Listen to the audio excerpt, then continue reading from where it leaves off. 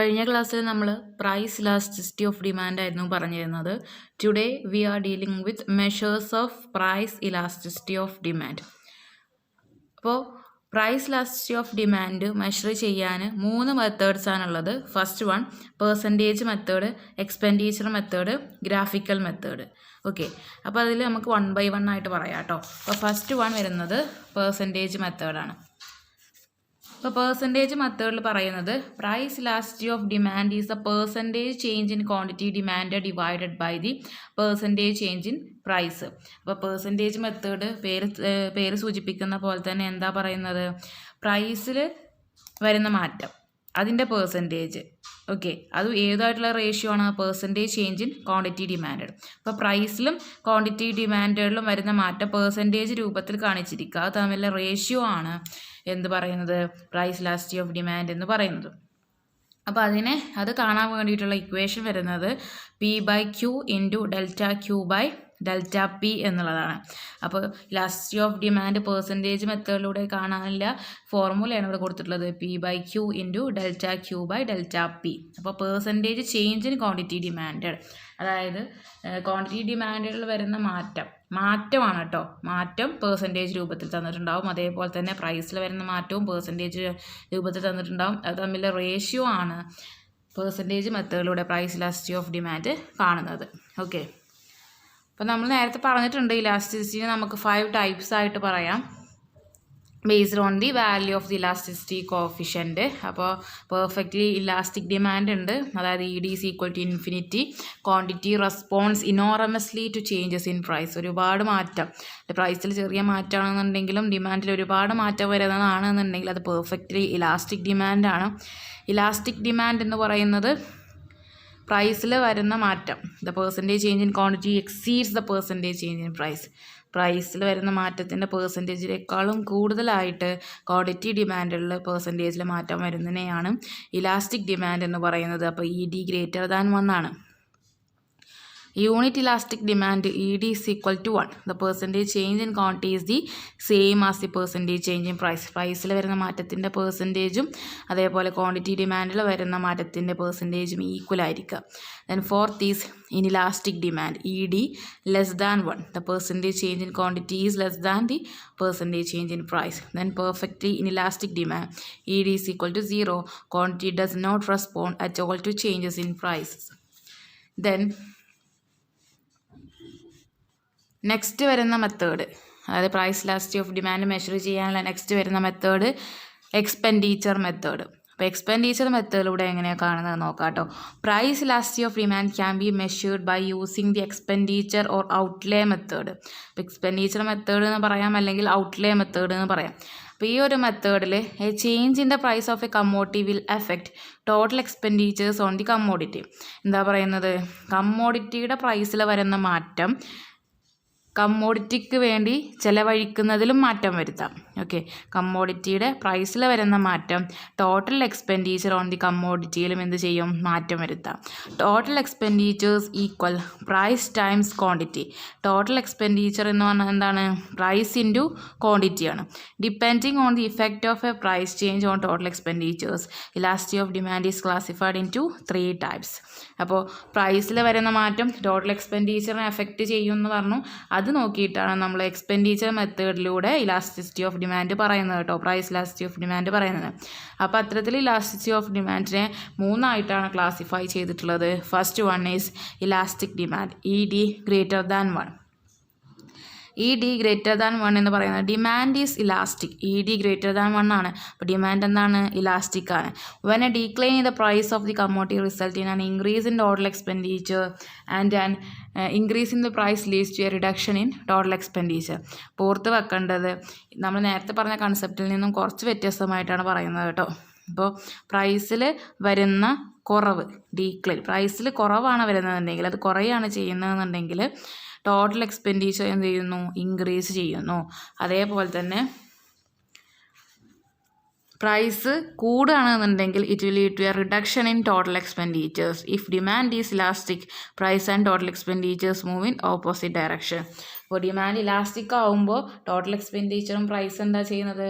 Opposite ഡയറക്ഷനിലാണ് പോകുന്നത്. Price കൂടുകയാണെന്നുണ്ടെങ്കിൽ ടോട്ടൽ എക്സ്പെൻഡിച്ചർ കുറയും, പ്രൈസ് കുറയുകയാണെന്നുണ്ടെങ്കിൽ ടോട്ടൽ എക്സ്പെൻഡിച്ചർ കൂടും. ദെൻ സെക്കൻഡ് അപ്പോൾ നെക്സ്റ്റ് വരുന്നത് unitary elastic demand. Unitary elastic demand E D is equal to 1. അതായത് ഡിമാൻഡ് എപ്പോഴാണ് യൂണിറ്ററി ഇലാസ്റ്റിക് എന്ന് പറയുന്നത്?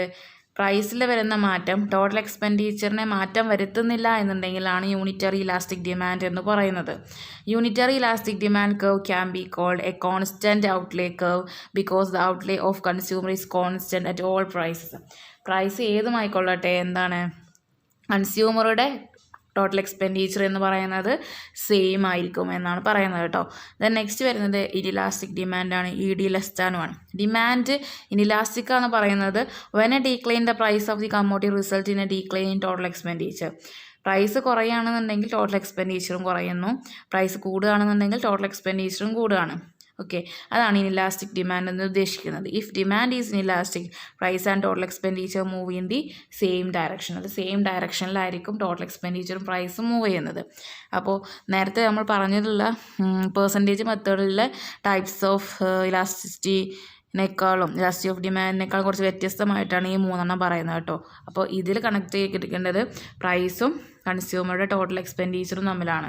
പ്രൈസും ടോട്ടൽ എക്സ്പെൻഡിച്ചറും ഡിഫറെൻറ്റ് ഒപ്പോസിഷനിലാണ് പോകുന്നതെന്നുണ്ടെങ്കിൽ, ഓപ്പോസിറ്റ് ഡയറക്ഷനിലാണ് പോകുന്നതെന്നുണ്ടെങ്കിൽ അത് ഇലാസ്റ്റിക് ഡിമാൻഡ് ഒരു മാറ്റം വരുത്തുന്നില്ലെങ്കിൽ യൂണിറ്ററി ഇലാസ്റ്റിക് ഡിമാൻഡ് സെയിം ഡയറക്ഷനിലാണ് പോകുന്നതെന്നുണ്ടെങ്കിൽ inelastic demand. Okay, then third measure, അതായത് price elasticity of demand measure ചെയ്യാനുള്ള 3ാമത്തെ മെഷറാണ് ഗ്രാഫിക്കൽ മെത്തേഡ്. അപ്പോൾ ഗ്രാഫിക്കൽ മെത്തേഡിൽ പറയുന്നത് സ്ട്രൈറ്റ് ലൈൻ മെത്തേഡ് ഉണ്ട്, അതേപോലെ തന്നെ പോയിൻ്റ് ഇലാസ്റ്റിസിറ്റി ഉണ്ട്. അപ്പോൾ ഗ്രാഫിക്കൽ മെത്തേഡിൽ 2 ഏതാണ്? സ്ട്രൈറ്റ് ലൈൻ മെത്തേഡും പോയിൻ്റ് ഇലാസ്റ്റിസിറ്റിയും. അപ്പോൾ ഗ്രാഫിക്കൽ മെത്തേഡിൽ first one straight line method. Elasticity of demand on a straight line is different at every point. അപ്പോൾ ഒരു സ്ട്രൈറ്റ് ലൈനിൽ നമ്മൾ ഇലാസ്റ്റിസിറ്റി ഓഫ് ഡിമാൻഡ് കാണിക്കുകയാണെന്നുണ്ടെങ്കിൽ ഓരോ വ്യത്യസ്ത പോയിന്റിലും എന്തായിരിക്കും? വ്യത്യസ്തമായിട്ടുള്ള ഇലാസ്റ്റിസിറ്റി ആയിരിക്കും. Elasticity at any one point is the ratio of the lower part of the straight line to the upper part. അപ്പോൾ ഒരു സ്ട്രൈറ്റ് ലൈനിൽ ഒരു പോയിന്റ് എടുക്കുകയാണെന്നുണ്ടെങ്കിൽ ആ പോയിന്റിൽ ഇലാസ്റ്റിസിറ്റി എങ്ങനെ മനസ്സിലാക്കുക എന്ന് വെച്ചാൽ അപ്പർ പാർട്ടും അതേപോലെ ലോവർ പാർട്ടും, ആ സ്ട്രൈറ്റ് ലൈനിൻ്റെ ആ പോയിന്റ് നിൽക്കുന്നതിൻ്റെ അപ്പർ പാർട്ടും അതേപോലെ അതിന് നിൽക്കുന്ന ലോവർ പാർട്ടും തമ്മിലെ റേഷ്യോ ആണ് ഇലാസ്റ്റിസിറ്റി എന്ന് പറയുന്നത്. Elasticity is unity at the mid point because lower part of the straight line is exactly equal to the upper part. Elasticity എപ്പോഴാണ് യൂണിറ്റി ആവുന്നത്? അത് മിഡ് പോയിന്റിലായിരിക്കും. അതായത് ലോവർ പാർട്ടും ആ പോയിന്റ് നിൽക്കുന്നതിൻ്റെ ലോവർ പാർട്ടും അതിൻ്റെ അപ്പർ പാർട്ടും എന്തായിരിക്കും? ഈക്വൽ ആയിരിക്കും. അപ്പോഴാണ് ഇലാസ്റ്റിസിറ്റി യൂണിറ്റി എന്ന് പറയുന്നത്. Demand curve is elastic above the midpoint because the lower part is longer than the upper part. Demand curve elastic ആയിരിക്കും, മോർ ഇലാസ്റ്റിക് ആണെന്ന് പറയുന്നത്. ഇലാസ്റ്റിക് ആണെന്ന് പറയുന്നത് എപ്പോഴാണ്? മിഡ് പോയിന്റിനേക്കാളും മുകളിൽ പോയിന്റ് വരികയാണെന്നുണ്ടെങ്കിലാണ്. അതായത് ലോവർ പാർട്ട് കൂടുതലും അപ്പർ പാർട്ട് കുറവും ആകുമ്പോഴാണ്. Demand curve is inelastic below it's mid point because the lower part is shorter than the upper part. Demand curve inelastic ആണെന്ന് പറയുന്നത് മിഡ് പോയിന്റിന് താഴെ വരുമ്പോഴാണ്, പോയിന്റ് താഴെ വരുമ്പോഴാണ്, അതായത് ലോവർ പാർട്ട് അപ്പർ പാർട്ടിനേക്കാളും കുറവാകുമ്പോഴാണ്. ഇലാസ്റ്റിസിറ്റി ഇൻഫിനിറ്റി എന്ന് പറയുന്നത് at the point or the demand curve cuts the y intercept. Demand curve y ഇൻ്റർസെപ്റ്റിനെ കട്ട് ചെയ്യുന്ന പോയിന്റിലാണ് ഇൻഫിനിറ്റി എന്ന് പറയുന്നത്. ഇലാസ്റ്റിസിറ്റി 0 എന്ന് പറയുന്നത് at the point where the demand curve cuts the x intercept. 0 എന്ന് പറയുന്നത് ഡിമാൻഡ് കർവ് എക്സ് ഇൻ്റർസെപ്റ്റിനെ കട്ട് ചെയ്യുമ്പോഴാണ്. ഓക്കെ, അപ്പോൾ ഓർത്ത് വെക്കേണ്ടത് ഈ ഒരു 5 കാര്യങ്ങൾ ഇപ്പോൾ ഇവിടെ പറഞ്ഞു. ആ 5 കാര്യങ്ങൾ എങ്ങനെയാണ് ഡയഗ്രമാറ്റിക്കലി അല്ലെങ്കിൽ ഗ്രാഫിക്കലി പ്രസൻറ്റ് ചെയ്തിട്ടുള്ളതെന്ന് കാണിക്കാം.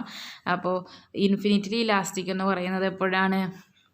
ഡിമാൻഡ് കർവ് വൈ ഇൻ്റർസെപ്റ്റിനെ കട്ട് ചെയ്യുമ്പോഴാണ്. അതേപോലെ ഇലാസ്റ്റിസിറ്റി 0 എന്ന് പറയുന്നത് അല്ലെങ്കിൽ പെർഫെക്റ്റ്ലി ഇലാസ്റ്റിക് ഡിമാൻഡ് എന്ന് പറയുന്നത് ഡിമാൻഡ് കർവ് എക്സ് ആക്സിനെ കട്ട് ചെയ്യുന്ന ഈ ഒരു പോയിന്റിലാണ്. ഈ യൂണിറ്റ് ഇലാസ്റ്റിസിറ്റി എന്ന മിഡ് പോയിന്റ് ആണ്, ഈ സ്ട്രൈറ്റ് ലൈനിൻ്റെ മിഡ് പോയിന്റ് ആണ്. അപ്പോൾ ലോവർ പാർട്ടും അപ്പർ പാർട്ടും എന്താണ്, സെയിം ആണ്. ഇനി ഇലാസ്റ്റിക് ആണ്, അതായത് മോർ ഇലാസ്റ്റിക് അല്ലെങ്കിൽ ഈ ഗ്രേറ്റർ ദാൻ 1 പറയുമ്പോൾ ഈ ഒരു പോയിന്റ് നോക്കുകയാണെങ്കിൽ നമുക്കറിയാം ലോവർ പാർട്ട് കൂടുതലും അപ്പർ പാർട്ട് കുറവുമാണ്. ഇനി ഇലാസ്റ്റിക് ആണെന്നുണ്ടെങ്കിൽ ലോവർ പാർട്ട് കുറവും അപ്പർ പാർട്ട് കൂടുതലുമാണ്. ഓക്കെ, അപ്പോൾ ഈ ഒരു ഗ്രാഫിക്കൽ പ്രസൻറ്റേഷൻ എന്തായാലും പഠിച്ചു വെക്കുക കേട്ടോ, ചിലപ്പോൾ ക്വസ്റ്റ്യൻ വരാറുള്ള ഒരു ഏരിയ ആണ്. ഇനി പ്രോബ്ലം നോക്കാം കേട്ടോ, എങ്ങനെയാണ് കാൽക്കുലേറ്റ് ചെയ്യുന്നത് എന്നുള്ളത്. അപ്പോൾ from the following table calculate price elasticity of demand for successive price change of a commodity. അപ്പോൾ പോയിന്റ്, പ്രൈസ്, ക്വാണ്ടിറ്റി, ഇലാസ്റ്റിസിറ്റി ഒക്കെ കൊടുത്തിട്ടുണ്ട്. പോയിന്റുകൾ ABCDEF എന്ന് പറയുന്ന പോയിന്റ്സ് ആണ്. അതിലുള്ള പ്രൈസും അതേപോലെ ക്വാണ്ടിറ്റി കോമ്പിനേഷനും കൊടുത്തിട്ടുണ്ട്. പ്രൈസ് ക്വാണ്ടിറ്റി എത്രയാണെന്ന് കൊടുത്തിട്ടുണ്ട്, ഇലാസ്റ്റിസിറ്റി എത്രയാണെന്ന് കൊടുത്തിട്ടുണ്ട്. ഓക്കെ, അപ്പോൾ നമ്മളോട് ഈ ഇലാസ്റ്റിസിറ്റി കാണുന്നത് എങ്ങനെയാണെന്നാണ് ഇവിടെ ചെയ്തിട്ടുള്ളത്. അപ്പോൾ ഇലാസ്റ്റിസിറ്റി ഓഫ് ഡിമാൻഡിൻ്റെ ഇക്വേഷൻ നമുക്കറിയാം, പെർസെൻറ്റേജ് മെത്തേഡിലുള്ള P/Q × ΔQ/ΔP ആണ്. അപ്പോൾ P എന്ന് പറഞ്ഞത് എന്താണ്, ഈ ഒറിജിനൽ ഇപ്പോൾ എത്രയാണോ പ്രൈസ് അത്. P എന്ന് പറയുന്നത് എത്രയാണോ കറൻറ്റ് പ്രൈസ് വരുന്നത് 12. ഓക്കെ, പിന്നെ Q എന്ന് പറയുന്നതിന് കറസ്പോണ്ടിങ് ആയിട്ട് വരുന്നത് 18,000. ഓക്കെ, അപ്പോൾ 12/18,000 എന്ന് എഴുതും. ഇനി പറഞ്ഞിട്ടുള്ളത് ΔQ അല്ലേ. ΔQ എന്ന് പറഞ്ഞാൽ ചേഞ്ച് ഇൻ ക്വാണ്ടിറ്റി ആണ്. ചേഞ്ച് ഇൻ ക്വാണ്ടിറ്റി എന്ന് പറയുന്നത് ഇവിടെ നിന്ന് ഇങ്ങോട്ട് വരുമ്പോഴുള്ള മാറ്റം എത്രയാണ് എന്നുള്ളതാണ്. ഓക്കെ, അപ്പോൾ എത്രയാണ് മാറ്റം വരുന്നത്, 2000 ഡിവൈഡഡ് ബൈ ഇത് തമ്മിലുള്ള മാറ്റം വരുന്നത് 2. അപ്പോൾ ചെയ്ത് നോക്കുമ്പോൾ നമുക്ക് കിട്ടുന്നത് 24,000 ഡിവൈഡഡ് ബൈ 36,000. മൾട്ടിപ്ലിക്കേഷൻ ആയതുകൊണ്ട് നേരിട്ട് ചെയ്യാം. ആൻസർ വരുന്നത് 0.67. അപ്പോൾ 0.67 എന്ന് എഴുതാം. ഇനി നെക്സ്റ്റ് വരുന്നത് B to C വരുന്ന കേസാണ്. For a movement from B to C. അപ്പോൾ A to Bയുടെ കേസ് നമ്മൾ പറഞ്ഞു. ഇനി B to C നോക്കുക. അപ്പോൾ 10 ആണ്. 10 ഇത് എത്ര, 20,000. ഇനി ഡിഫറൻസ് വരുന്നത് എത്രയാണ്, 2. ഇവിടെ ഡിഫറൻസ് വരുന്നത് 0. അപ്പോൾ അത് ചെയ്ത് നോക്കും, ആൻസർ വരുന്നത് 0. അങ്ങനെ അതിന് കറസ്പോണ്ടിങ് ആയിട്ട് ഓരോ വാല്യൂ കൊടുത്ത് ചെയ്തതാണിത് കേട്ടോ. അപ്പോൾ അത് നോക്കിയാൽ മതി, നിങ്ങൾക്ക് കിട്ടും. അപ്പോൾ പെർസെൻറ്റേജ് മെത്തേഡിലൂടെ ചെയ്തിട്ടുള്ളതാണ് ഇവിടെ കൊടുത്തിട്ടുള്ളത്. അപ്പോൾ നമ്മൾ ഗ്രാഫിക്കൽ പ്രസൻറ്റേഷന് എന്താണെന്ന് പറഞ്ഞു, അതേപോലെ തന്നെ പെർസെൻറ്റേജ് മെത്തേഡിലൂടെ ഒരു പ്രോബ്ലം പറഞ്ഞിട്ടുണ്ട്. നെക്സ്റ്റ് നമ്മൾ ഗ്രാഫിക്കൽ മെത്തേഡിലൂടെ അല്ല സ്ട്രൈറ്റ് ലൈൻ മെത്തേഡായിരുന്നു പറഞ്ഞിരുന്നത്. നെക്സ്റ്റ് വരുന്നത് point elasticity method. Point elasticity. ഇപ്പോൾ പോയിൻ്റ് ഇലാസ്റ്റിസിറ്റി എന്ന് പറഞ്ഞത് പ്രൈസിൽ വരുന്ന ചെറിയ മാറ്റം, സ്മോൾ ചേഞ്ച്, അതായത് സൂക്ഷ്മമായിട്ട് വരുന്ന ഒരു മാറ്റവും അതേപോലെ തന്നെ അത് എത്രത്തോളം ക്വാണ്ടിറ്റി ഡിമാൻഡുകളിലും ചെറിയ മാറ്റം ഉണ്ടാക്കുന്ന അത് തമ്മിലെ റേഷ്യോ ആണ് പോയിൻ്റ് ഇലാസ്റ്റിസിറ്റി എന്ന് പറയുന്നത്. അപ്പോൾ ഈ ഒരു ഡെഫിനിഷൻ നിങ്ങൾ പഠിച്ചു വെക്കുക കേട്ടോ. അപ്പോൾ ഇത് ഉദ്ദേശിക്കുന്നത് സൂക്ഷ്മമായിട്ടുള്ള എന്നതാണ്. If the demand curve is linear, point elasticity of demand at any point can be measured by dividing the lower part of the line by the upper part.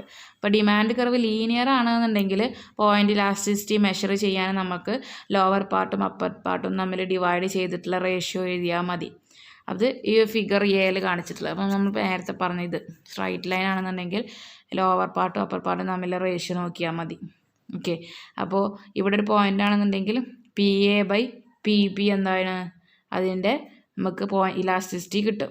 ഇനി ഡിമാൻഡ് കർവ് ലീനിയർ ആണെന്നുണ്ടെങ്കിൽ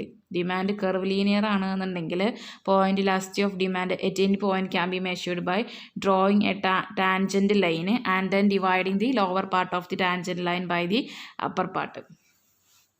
ഇനി curve linear ആണെന്നുണ്ടെങ്കിൽ അതിനെ tangent ചെയ്തിട്ട് ഒരു straight line വരച്ചിട്ട് ആ point കൂട്ടിമുട്ടുന്ന സ്ഥലവും അതിൻ്റെ ലോവർ പാർട്ടും ആ സ്ട്രൈറ്റ് ലൈനിൽ ലോവർ പാർട്ടും അപ്പർ പാർട്ടും തമ്മിലുള്ള റേഷ്യോ കൊടുത്ത് നോക്കുക. അപ്പോൾ ഇവിടെ ലോവർ പാർട്ട് വരുന്നത് CDയും അപ്പർ പാർട്ട് വരുന്നത് CE അല്ലേ. അത് തമ്മിൽ റേഷ്യോ കൊടുത്താൽ നമുക്കെന്ത് കിട്ടും, പോയിൻ്റ് ഇലാസ്റ്റിസിറ്റി കിട്ടുമെന്നാണ് പറയുന്നത് കേട്ടോ. അപ്പോൾ ഇത്രയും കാര്യങ്ങളാണ് പോയിൻ്റ് ഇലാസ്റ്റിസിറ്റിയിൽ ഓർത്ത് വെക്കേണ്ടത്. നെക്സ്റ്റ് വരുന്നത്, അതായത് നെക്സ്റ്റ് ഗ്രാഫിക്കൽ മെത്തേഡിൽ വരുന്നത് ആർക്ക് ഇലാസ്റ്റിസിറ്റി, തേർഡ് വൺ. ആർക്ക് ഇലാസ്റ്റിസിറ്റി എന്ന് പറയുന്നത് ഡിമാൻഡ് കർവിലെ ആർക്കിൽ, അതായത് ഒരു സർട്ടൻ സെഗ്മെൻറ്റിലെ ഒരു പോർഷനിലെ ആവറേജ് ഇലാസ്റ്റിസിറ്റി മെഷർ ചെയ്യാൻ വേണ്ടിയിട്ടാണ് ആർക്ക് ഇലാസ്റ്റിസിറ്റി ഉപയോഗിക്കുന്നത്. ആർക്ക് എന്ന് പറഞ്ഞാൽ ഒരു ഡിമാൻഡ് കർവിലെ ഒരു പോർഷനോ അല്ലെങ്കിൽ സെഗ്മെൻറ്റിനെയാണ് ആർക്ക് എന്ന് പറയുന്നത്. അപ്പോൾ ആർക്ക് ഇലാസ്റ്റിസിറ്റി എന്ന് പറഞ്ഞാൽ ഒരു ഡിമാൻഡ് കർവിലെ 2 പോയിൻറ്റ്സ്, ആ 2 പോയിൻറ്റ്സിന് ഇടയിലുള്ള പ്രൈസ് ഇലാസ്റ്റിറ്റി ഓഫ് ഡിമാൻഡിൻ്റെ coefficient of price elasticity of ഡിമാൻഡിനെയാണ് ആർക്ക് ഇലാസ്റ്റിസിറ്റി എന്ന് പറയുന്നത്. അപ്പോൾ ആർക്ക് എന്ന് പറഞ്ഞാൽ ഡിമാൻഡ് കർവിലെ പോർഷനാണ്. ആ പോർഷൻ്റെ coefficient of price elasticity of ഡിമാൻഡിനെയാണ് ആർക്ക് ഇലാസ്റ്റിസിറ്റി എന്ന് പറയുന്നത്. അപ്പോൾ അത് മെഷർ ചെയ്യാനുള്ള ഇക്വേഷനാണ് ഇവിടെ കൊടുത്തിട്ടുള്ളത് കേട്ടോ. ഈ ഇക്വേഷൻ പഠിച്ചു വെക്കുക.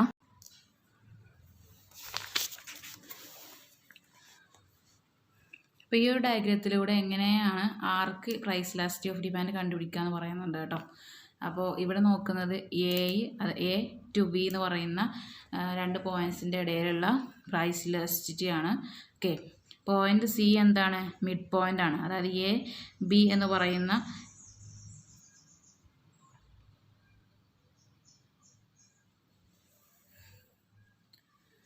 അപ്പോൾ ഈ ഒരു ഡയഗ്രത്തിലൂടെ പ്രൈസ് ഇലാസ്റ്റിറ്റി മെഷർ ചെയ്യുന്നത് കാണിക്കുന്നുണ്ട്. അതായത് എ ബി എന്ന് പറയുന്ന ആർക്കിൻ്റെ പ്രൈസ് ഇലാസ്റ്റിറ്റി മെഷർ ചെയ്യുന്നത്. അപ്പോൾ ഈ ഒരു സ്ട്രൈറ്റ് ലൈനിൻ്റെ ഒരു പോർഷനാണ് ആർക്കാണ് എ ബി എന്ന് പറയുന്ന ഈ ഒരു ഏരിയ. ഇപ്പോൾ സി എന്ന് പറയുന്നത് ഈ ഒരു സ്ട്രൈറ്റ് ലൈനിൻ്റെ മിഡ് പോയിൻ്റ് ആണ്. ഓക്കെ, അപ്പോൾ ആർക്ക് ഇലാസ്റ്റിറ്റി മെഷർ ചെയ്യാൻ വേണ്ടിയിട്ടുള്ള equation delta Q by half Q1 plus Q2 divided by delta P divided by half P1 plus P2. Okay, അപ്പോൾ അതിന് ഡെൽറ്റ പി എന്ന് പറയുന്നത് change in price, delta Q എന്ന് പറയുന്ന ഈ ഒരു പോർഷൻ, ഡെൽറ്റ പി എന്ന് പറയുന്ന ഈ ഒരു പോർഷൻ, ഡെൽറ്റ ക്യൂ എന്ന് പറയുന്ന ഈ ഒരു portion, half Q1 plus Q2. Q1 plus Q2 എന്ന് പറയുന്നത് Q1 Q2 okay divide by 2. P1 plus P2 divided by 2. ഇത് P1 ഇത് P2. ഓക്കെ, അപ്പോൾ അതിൻ്റെ 2 പോയിൻറ്റ്സും യോജിപ്പിച്ച് കിട്ടുന്ന ഒരു പോർഷൻ, അതിൻ്റെ പ്രൈസ് ഇലാസ്റ്റിറ്റി ആർക്ക് ഇലാസ്റ്റിറ്റി കാണുക എന്നുള്ളതാണ് ഇവിടെ ഉദ്ദേശിക്കുന്നത് കേട്ടോ.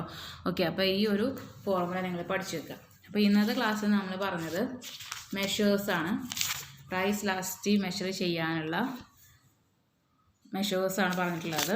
ഓക്കെ, അപ്പോൾ അതിൽ ഫസ്റ്റ് വൺ വരുന്നത് percentage method, second is expenditure method, പിന്നെ ഗ്രാഫിക്കൽ മെത്തേഡിൽ സ്ട്രൈറ്റ് ലൈൻ മെത്തേഡ് ഉണ്ട്, പോയിന്റ് ഇലാസ്റ്റിസിറ്റി മെത്തേഡ് ഉണ്ട്, ആർക്ക് ഇലാസ്റ്റിസിറ്റി മെത്തേഡ് ഉണ്ട്. Okay, that's all.